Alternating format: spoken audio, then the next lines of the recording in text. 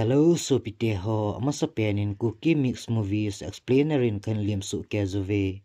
Hichi channel hi nonglu na amasa pen hi le lungsi nin like share subscribe nanaki bolding in kan ti min hi tu chunga hin lungsi ta Korean drama movie King Dalian kiti chu explain anabol tau hite. A movie hung ki pat na hin King Hotel kiti khat into pi ta khat hi ong ki mu masa pen hi. Iga he diu khat chu hichi hotela hi lakhat se ase na to di hi zong le graduate na hi anga jin chu tiang le interview hoi ta na to ngai a hi hichi interview ato na wa hin nunga nu hi graduate hi lo wangin anala khawin interview wa hin ana zaw kha in hi ama hi amin chen sarang akitin achom langin sarang tin ana ko taw hite hiti chun interview zo hong ki chajin ajing ni khu chung hetan hu hong wa tan hi le sarang le agul te ni hi in khana khom hi win ama ho jong chu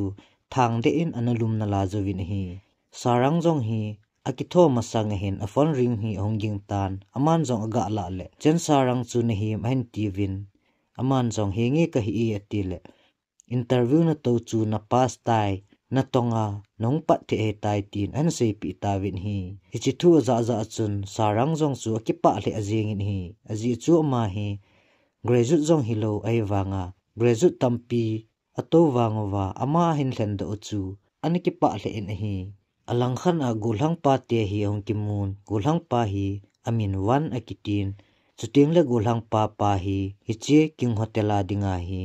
ani pa anahi ki dan hi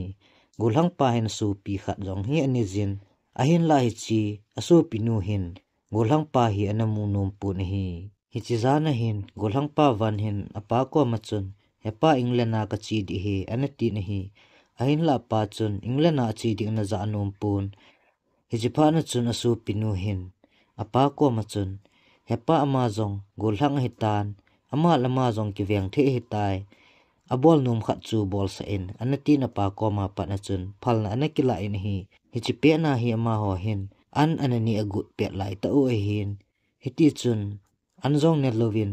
golang pa van chu ato na wa pa na chun anapo do in hi hichi achun golang pa su pinu chun wan chu azui do in nachi na ding chun chi in lang hongkile ding wang gel ta hi in hichi hi hotel cha bi hi chin lang hotelin umin atile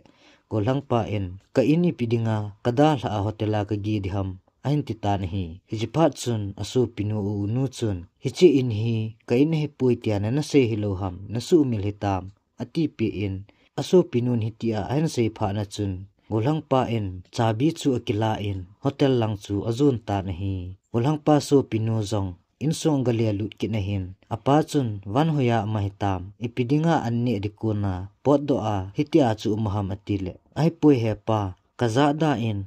da zo te hi hotel langa ka gi ding hi langa khu kapan sa ding hi tai ati in achi tai ati pi ta na hi ajing ni kho hin wan hin von anaki cho in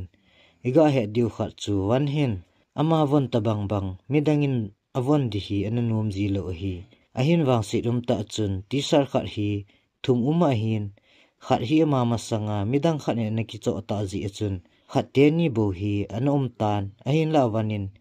hi chu anaki cho tho tan hi hichi ni khu hi nunga nu sarang dinga jong ama sa pe na hin hiti ji chun a senior ho chun a bol ding ato ding ho chu phatike chan ana hil ta win hi phachom khat zo wa hin pasal khat hin sarang chu an mun ain dei chatan hiti ji chun sarang dinga a senior nu me khat chu hichi pa chun a ko phejin hichi le kha hi nunga nu sarang chu gapin ain ti pi ta na hi hichi nu me nu jong chun luhang thim ta hin sarang chui chi le kha chu hong pin anung langa humpi lim sangkhol ki apa khun ehin choi sa hi atin sarang chu ahung pe tan hi sarang in zong asunga le kha chu ala do in asim le alung hung hang be ase in hichi ui chal pa hin ipimina ei mu mong ham chi ingka tingka ga bol cha ding hi atin luhang ta chun hong do in aman zong anung langa humpi lim khat chu ain mu pha na chun hichi pa hi hitiain ti atin ama zong achi phejin hi le golang pa wan chu an hitan ahin nunga nu sarang chun a senior nu in le kha pi a chu asangkhol nung langa humpi lim pa khu hi ati zia chu sarangin ama chu hi sa anakina api hetai heti achun pa chum khat zowahin wansu pinu chu ahungin wanko machun ipidinga hichilai muna hi na ona san sa ham heti a hin thailo ding hi heti chan chan na na lai hamatile golang pa jong chu ahunglung phamo en hey heti a chu nei ho so na hele phalo ding hi ka lai sung se si a hi midang ho zen banga ne zen diu hi anati pi in hi hi zowa chun golang pa wan jong chu arum lang hin an chi pheitan aso pinu jong chun azui phei kinin tu hi room da hla pha he tai na chi na dingin ki chi lojin atile golang pa en jong se hi jong la chun ka chi tho tho ding he tai ain tikit tan aso pinu chun hungkile dingwang hingel ta hi in na chi a hi le hilang hi nongkile ki ta lo ding hi ati pi in hitia aso pinun an sei pha na chun wanin jong ka kitep na chu ka kitep na hi kong kit lo ding hi ka ti le kong kit lo ding hi jingi ati pi in golang pa jong england na chi ding a chun a personal secretary pa hi ana team tan hi hiti hin golang pa jong england langa hin ana chi tan nunga nu jong golang pa umlo ka ahin ana to na muna pa na chun areng hi ana kal che che jingin hi aji chu ma hi mikitu chutiang le mi ho dan jong thim mai lai sela abol theina jong za chum ble a hi zia kum khat kum ni sunga hi ama jong areng kal kal jinga achai chain a hi lakhat sung se si a na tong ding nu chu parmine na dingin an leng do ta win hi hiti hin nunga nu sarang jong amel hoi to akam thep to chan hoi to hi le ground floor langa hin na to na chu ahung chang phatan hi ahin wang sit ta chun nunga nu sarang gol nu khat nu hi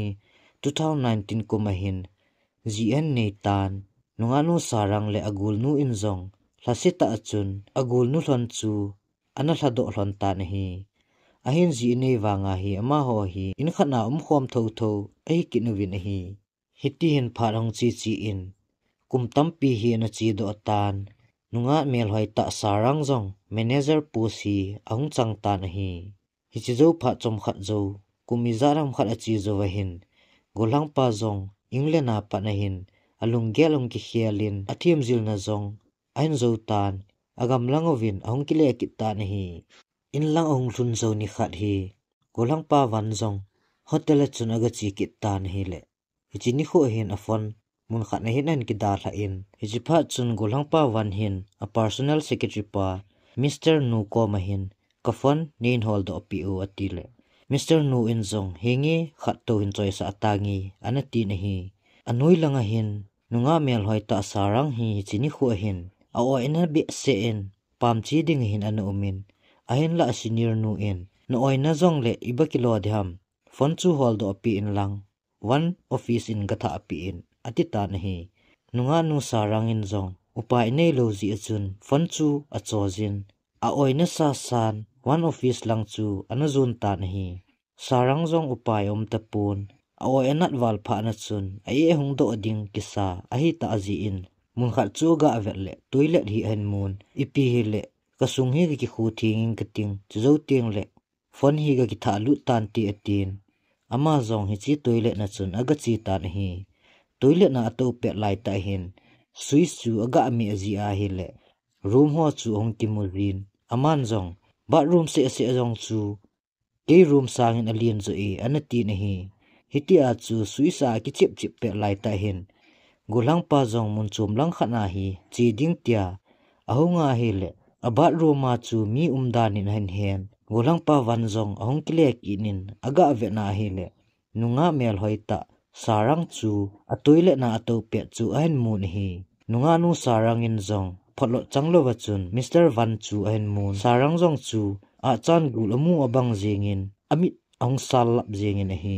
chi a hin amani jong ong ki mu tu hlonin wang sit ta chun episode 1 hi chan hen a ki chai tan episode 2 ting le aban in sei ki diu hitai a movie hi sawal ji a chom lang ta a